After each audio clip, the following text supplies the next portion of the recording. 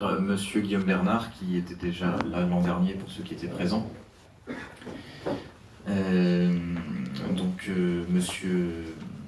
Monsieur Bernard est professeur, maître de conférence, en histoire des institutions et des idées politiques.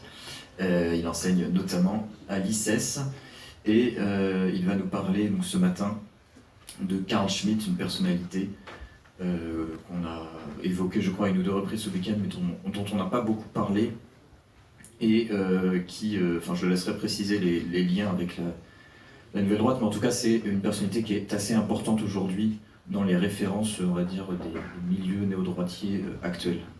Je lui laisse la parole. Merci, monsieur.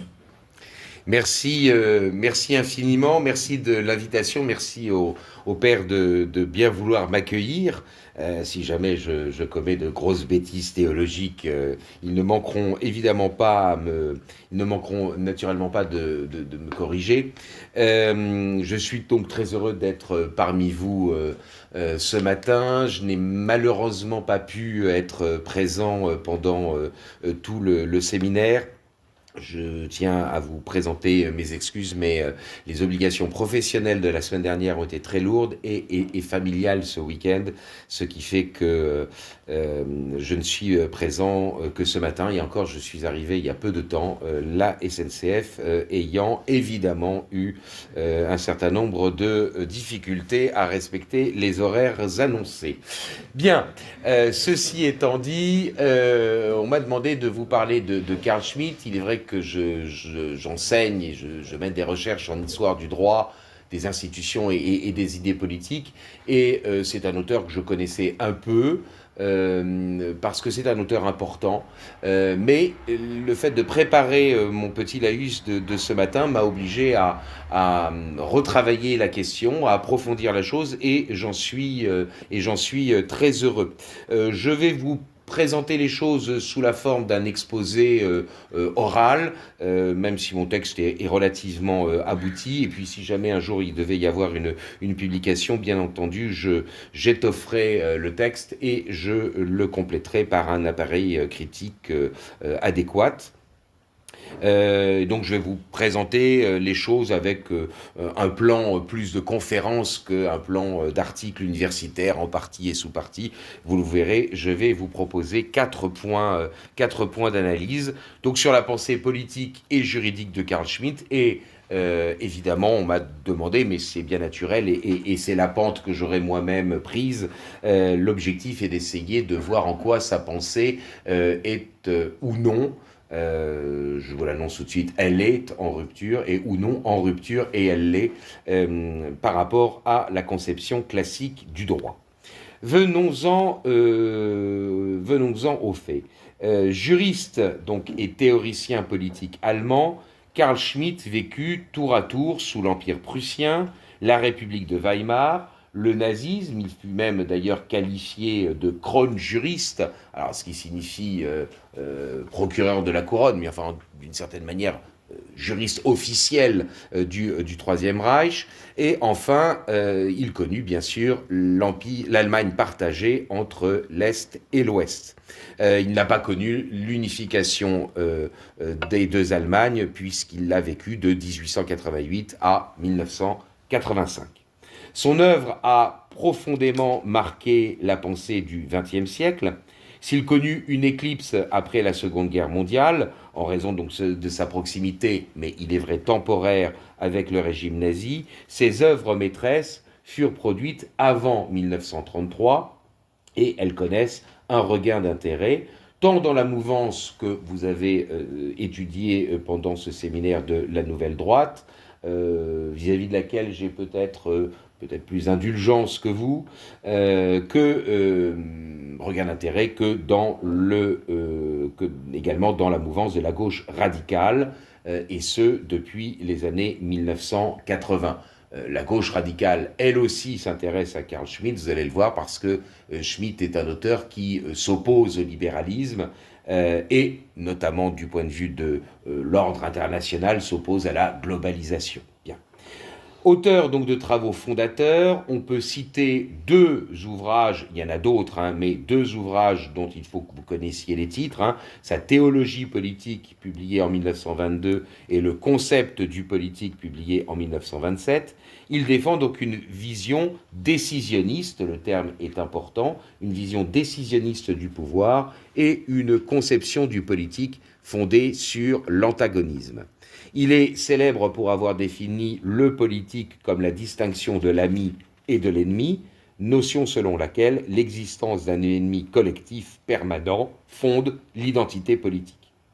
Carl Schmitt s'oppose à une partie de la modernité, le libéralisme et le normativisme, je vais vous en parler, je vais essayer d'expliquer la chose, mais il n'est pas pour autant un penseur classique, et c'est ce qui justifie en partie, je le pense, mon intervention ce matin.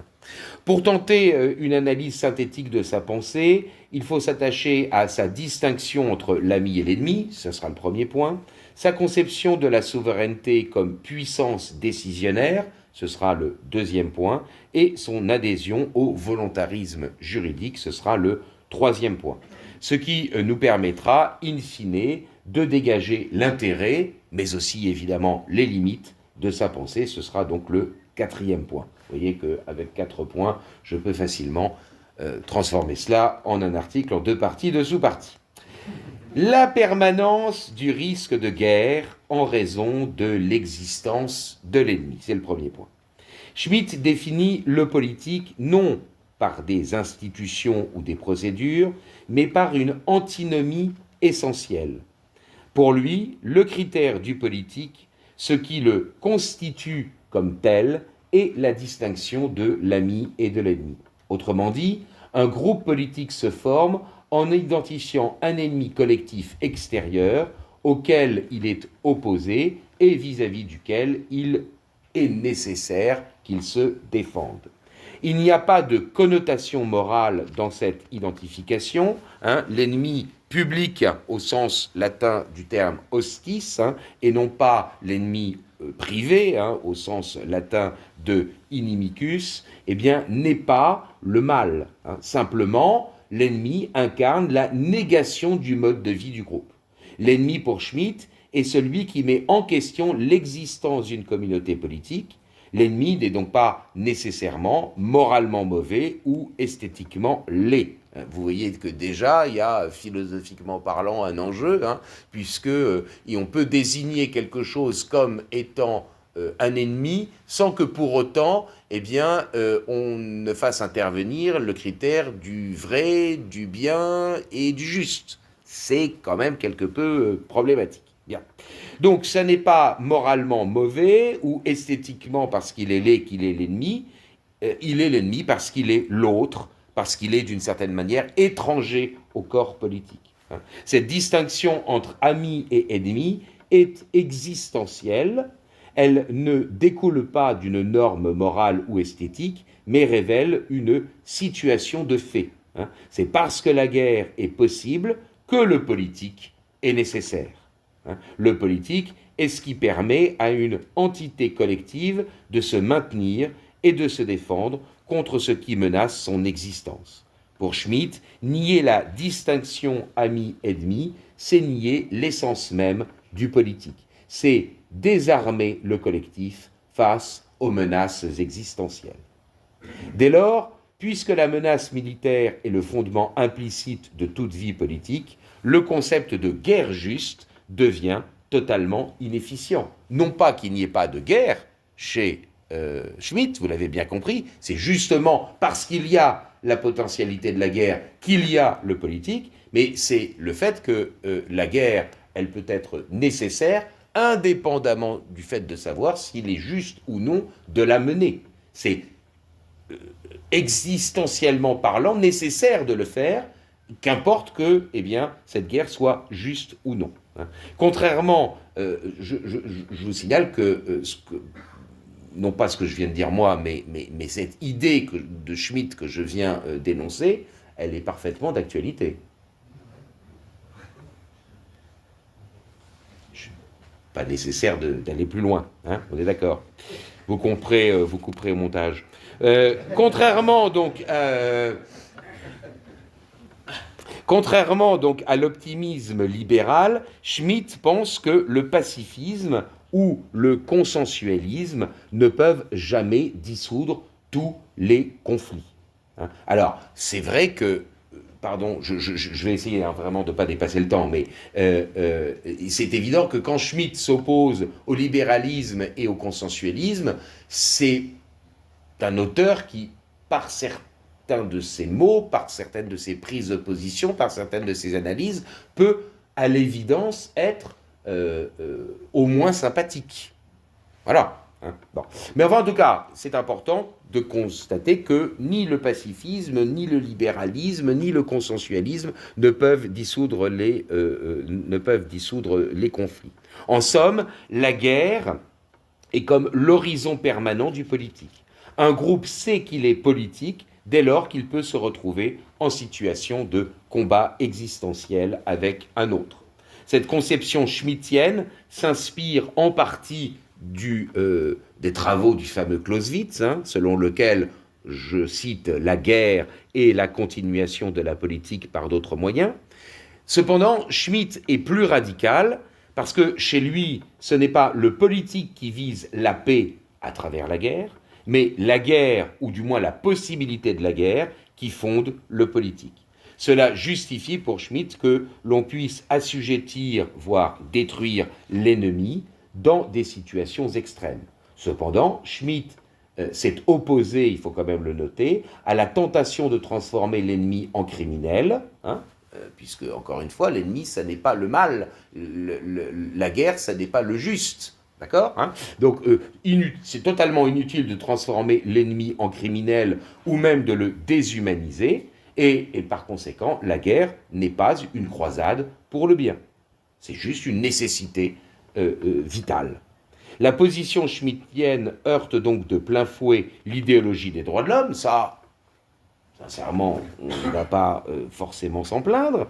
C'est d'abord la cohésion de la communauté politique, en allemand le Volk, n'est-ce pas, qui importe et non la valeur abstraite des droits universels. Schmitt s'oppose à l'érection d'un ordre juridique mondialisé, considérant la pluralité politique comme irréductible à l'universalisme légal. Mais il ne rejoint pas pour autant la vision classique où une solution juste entre belligérants peut être dégagée, le fameux jus gentium, n'est-ce pas, de nos amis les Romains, et solution juste qui s'impose tant aux vainqueurs qu'aux vaincus d'un conflit. Sa vision reste moderne dans la mesure où elle repose sur un affrontement de subjectivité et d'impérialisme. Ainsi, Schmitt est-il considéré comme l'un des penseurs du réalisme en matière de relations internationales, par opposition à l'idéalisme. Si vous les transposez dans les querelles internes à la vie politique américaine, d'une certaine manière, il serait paléo-conservateur contre les néo-conservateurs. D'accord ? Bien. Les paléo-conservateurs seraient réalistes, les néo-conservateurs seraient idéalistes. Il entend renouer avec des relations internationales de type westphalienne, c'est-à-dire westphalienne, pardonnez-moi, donc les traités de Westphalie de 1648, en les débarrassant des idéaux droits de l'homiste qui paralysent le combat existentiel pour la survie du collectif. Venons-en maintenant justement à la puissance politique qui va donc s'exercer au bénéfice du corps social. La puissance souveraine de la décision politique. En conséquence de tout ce que nous venons de voir, le pouvoir politique schmittien ne pouvait pas être conçu de manière classique. Le pouvoir classique, c'est une fonction qui a pour objectif d'attribuer à chacun ce qui lui revient en fonction de ses mérites, dans un ordre cosmologique des choses qui est harmonieux, mais qui peut, à l'occasion, être rompu par l'action des hommes. Schmitt ne pouvait qu'adhérer à la théorie moderne de la souveraineté, apparue à l'époque moderne et issue d'auteurs tels Nicolas Machiavel, Jean Bodin ou encore Thomas Hobbes. Et en particulier, il est influencé par le français Bodin et le britannique Hobbes. La fonction politique souveraine ne réside plus dans le judiciaire, mais dans le législatif. C'est un point essentiel. Je crois que je vous ai déjà embêté l'année dernière sur cette question. Je reconnais que ça fait partie de mes obsessions personnelles, mais c'est un point absolument essentiel. Avec tous les défauts qu'il pouvait avoir, le roi dans l'ancienne France, comme l'empereur romain, avec tous les défauts qu'il pouvait avoir également, eh bien, était avant tout juge. Ils étaient juges en dernier ressort. D'accord ? La Révolution française, à la suite de la philosophie politique moderne, a inversé l'articulation des fonctions politiques classiques. C'est-à-dire que le législatif, ou plus précisément le normatif, qui était un instrument au service du judiciaire, est devenu la fonction politique principale. Et ça, c'est un point essentiel à avoir en tête. Désormais, le pouvoir politique est là pour créer la loi qu'ensuite le juge va appliquer à des cas d'espèce. D'accord ? Ça, c'est la modernité politique. Et c'est vrai que, par conséquent, c'est vrai qu'on a des débats politico-philosophiques aujourd'hui qui sont, me semble-t-il, très largement biaisés lorsque l'on dénonce le gouvernement des juges, etc. Je pense qu'en fait, je ne dis pas qu'il faut soutenir, là aussi vous couperez, mais je ne dis pas qu'il faut soutenir le syndicat de la magistrature, c'est pas la question. Mais le fait de dire que le juge ne doit être qu'un exécutant du pouvoir législateur des hommes me paraît plus que discutable. Bon, passons. En tout cas, Schmitt adhère pleinement à cette idée, n'est-ce pas, où le judiciaire est donc désormais subordonné au législatif, le judiciaire, mais aussi toutes les autres marques de la souveraineté, déclarer la guerre, rendre justice, donc, ou encore battre monnaie. Le souverain a le monopole décisionnel et peut proclamer l'état d'exception. On en vient à une autre notion importante de Schmitt. Autrement dit, l'essence de la souveraineté est le pouvoir de suspendre l'ordre juridique normal en cas de crise.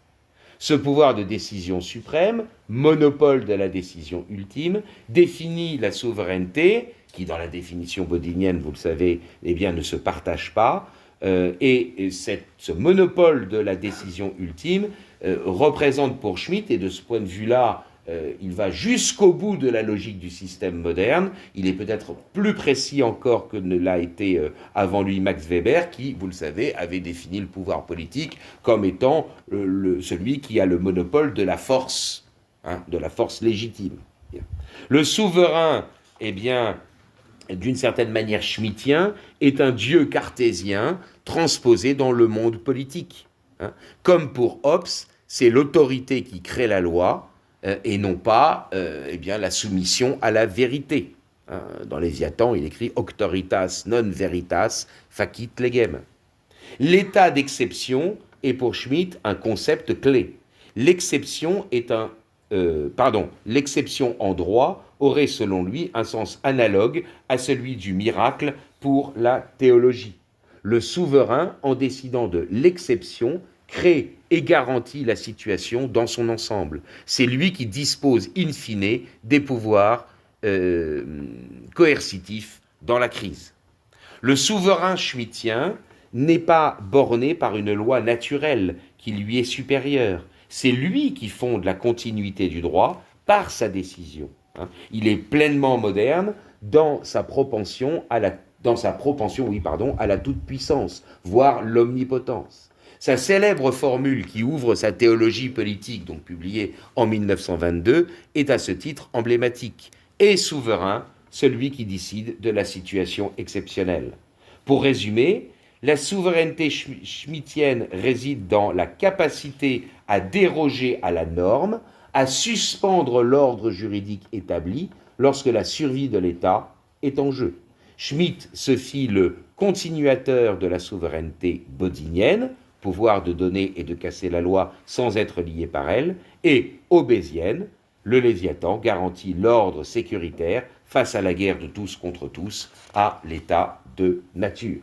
La souveraineté est la capacité de créer la loi, mais aussi, face à l'exception, de la suspendre. C'est donc la décision qui incarne la souveraineté, l'état d'exception étant le lieu où la souveraineté se révèle dans sa plénitude. Schmitt s'oppose donc à l'idéologie de l'état de droit. Là aussi, quand on lit ce genre de choses, eh bien, on peut le trouver fort intéressant. Mais attention, il s'oppose à l'idéologie de l'état de droit tout en fondant sa position sur les mêmes principes, à savoir le volontarisme. Et c'est là où on en vient, si vous le voulez bien, au troisième point. Troisième point, donc, la réduction du droit à l'expression de la volonté. Ainsi, Schmitt oppose-t-il l'exceptionnel, sous-entendu politique, au permanent, sous-entendu juridique. La décision souveraine concrète à la soumission aux normes abstraites et décontextualisées.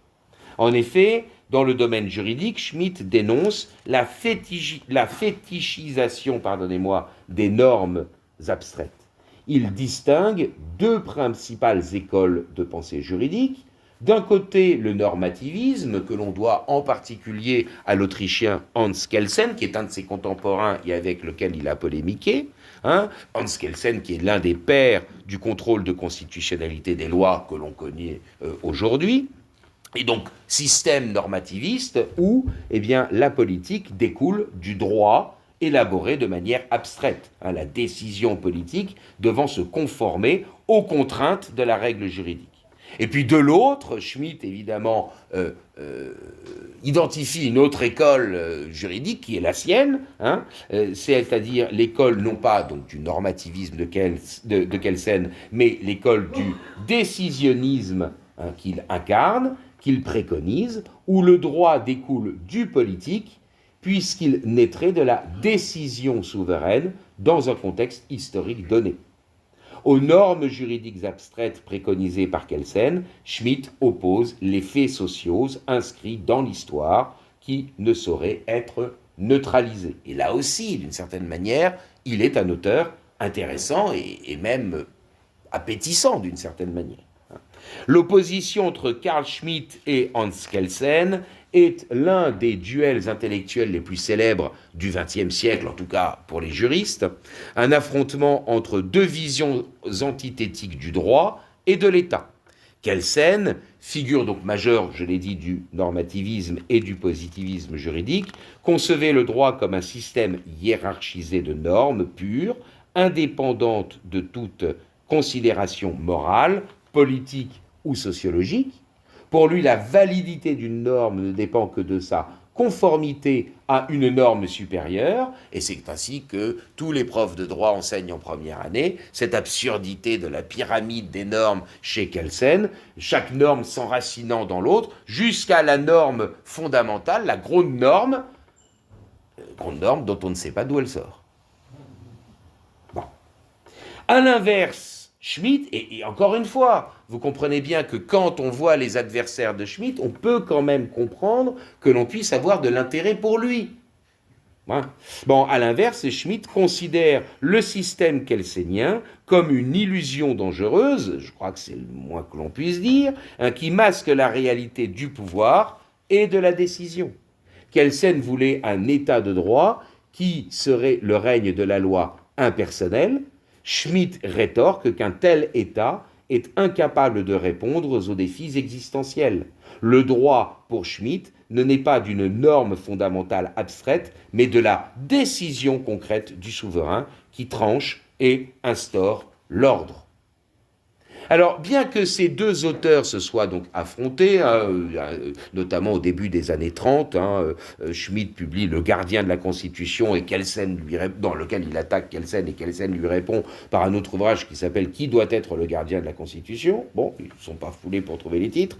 Bon, eh bien, ils développent tous deux une forme de volontarisme juridique.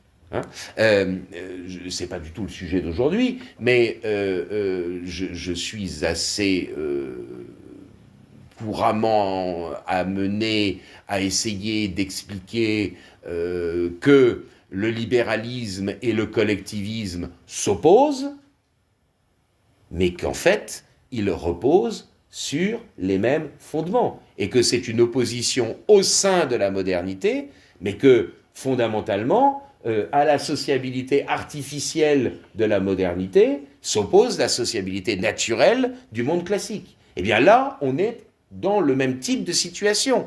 Schmitt et Kelsen s'opposent, mais ils s'opposent au sein de la modernité. Ils développent tous deux une théorie du droit qui repose sur le volontarisme juridique. Le droit n'est pas identifié, comme chez les classiques, dans le litige lui-même, mais il consiste en une règle déterminée de manière rationnelle et plaquée sur le monde réel. La légitimité ne dépend chez Schmitt que de la volonté du décideur souverain, non de l'adhésion préalable à un ordre qui lui est supérieur. Si Kelsen semble renouer avec l'idée d'un juste s'imposant à l'État, ce qui est quand même plutôt une position évidemment classique, Antigone, Créon, d'accord ? Bon, s'il y a un juste qui s'oppose à l'État, ça n'empêche que celui-ci, l'État, n'est cependant que l'expression de la volonté, le droit, c'est Kelsen, n'est cependant que l'expression de la volonté des hommes. Dans les deux cas, on est donc aux antipodes de la formule romaine dans le digeste que l'on doit au juriste Paul, rien à voir avec saint Paul, c'est un juriste romain, qui formule selon laquelle on ne tire pas le droit de la règle, on tire la règle du droit. Alors, que peut-on... Je vais regarder l'heure. Ah, zut. Oui, c'est parfait. Écoutez, on est absolument dans les temps. Que peut-on, par conséquent, dire de la pensée de Schmitt, quels intérêts peut-on y trouver, mais aussi quelles limites ? Dans un monde contemporain où règne le déracinement et la standardisation, il est assez logique, somme toute, que Carl Schmitt ait pu apparaître aux yeux de certains comme un auteur intéressant, voire salvateur. Il prend la défense de l'identité collective à travers la notion de Volksgeist, qu'il n'a pas produite, elle est développée depuis le XVIIIe siècle par Herder, elle a été reprise par Fichte, elle est développée par l'école historique du droit allemand Savigny, etc. Donc le Volksgeist, l'esprit du peuple, devant avoir donc un primat sur l'individu. De ce point de vue-là, c'est une position parfaitement défendable.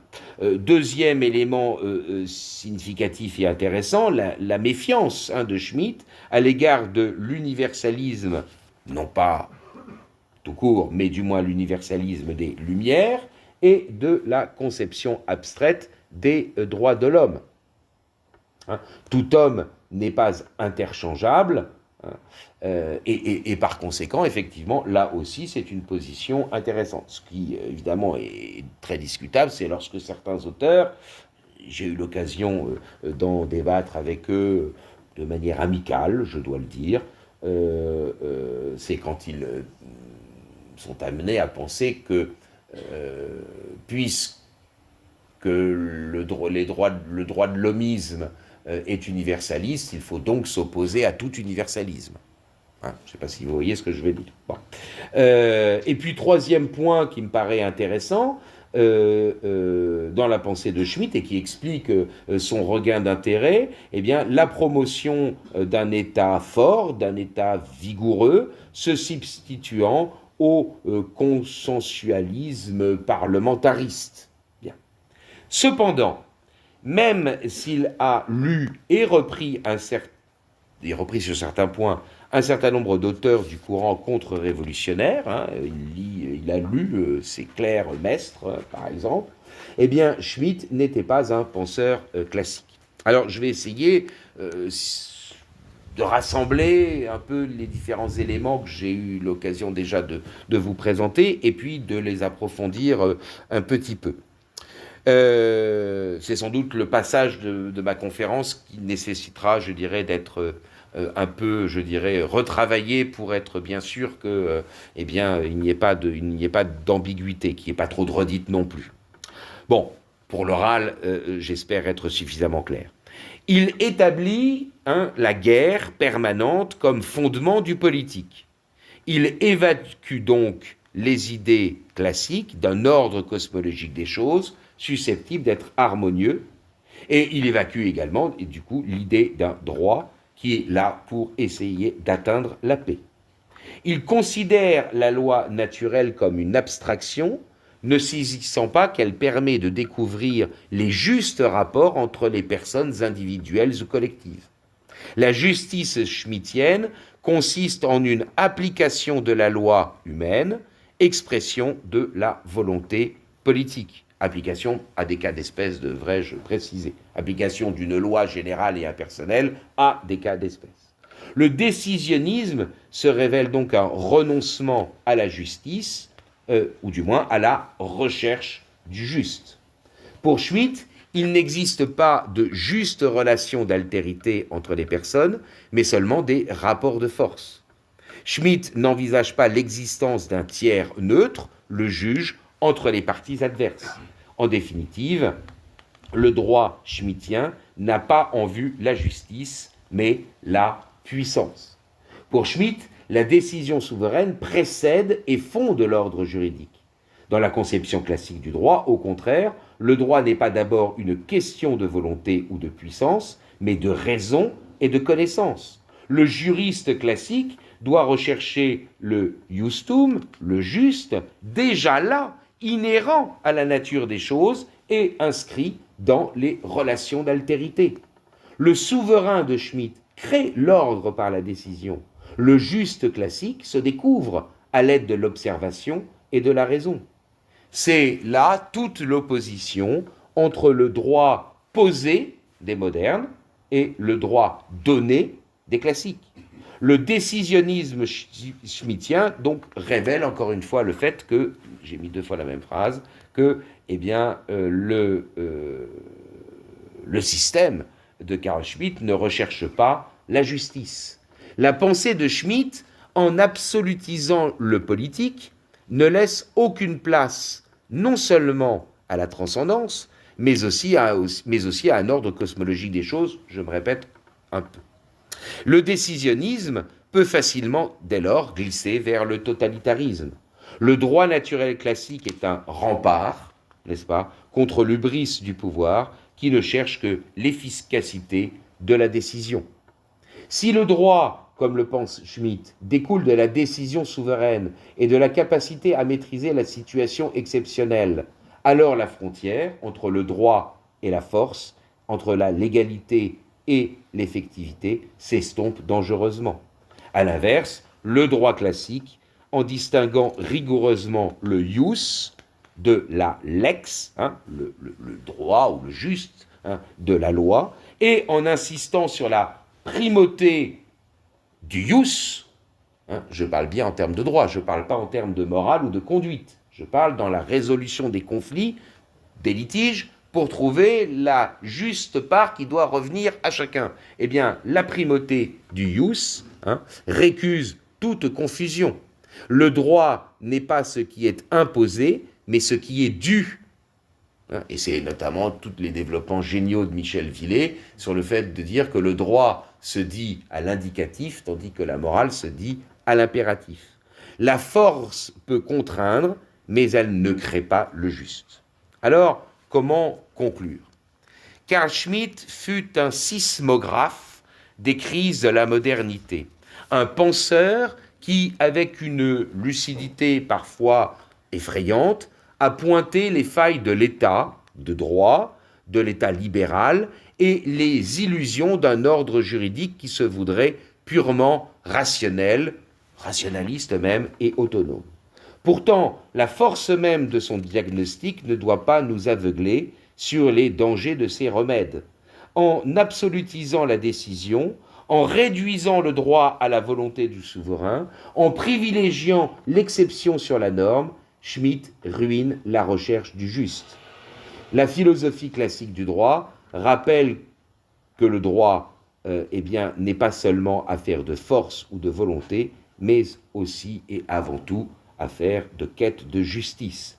Schmitt critique la modernité, mais il en reste prisonnier, parce qu'il incarne une réaction à l'idéologie droit de l'homiste et à la gouvernance mondialiste. Faut-il le préférer à d'autres penseurs modernes? J'ai plutôt tendance à penser que oui. Faut-il en revanche reprendre ces analyses et les adopter entièrement? Certainement pas. Voilà ce que je voulais essayer de vous présenter ce matin. Merci de votre attention.